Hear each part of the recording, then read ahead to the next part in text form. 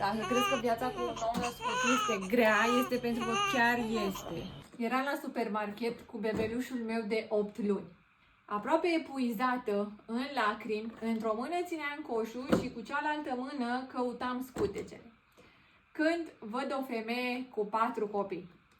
M-am oprit, m-am uitat la ea și am întrebat-o: cum faci față cu 4? Că eu de-abia mă descurc cu 1. S-a uitat la mine, mi-a zâmbit și mi-a spus: ce faci tu acum e mult mai greu față de ce fac eu cu 4.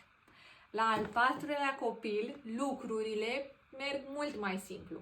La primul, de-abia înveți cum să te speli, cum să te îmbraci, cum să mănânci. Și atunci am înțeles ceva ce nimeni nu mi-a spus.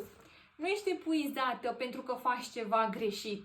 Ești epuizată pentru că faci lucrurile de la zero. Adevărul e că nu există mamă pregătită. Totul devine mai ușor, dar pas cu pas. Așa că dacă ești la al 2-lea sau la al 3-lea copil și simți că te pierzi, intră la mine în highlights.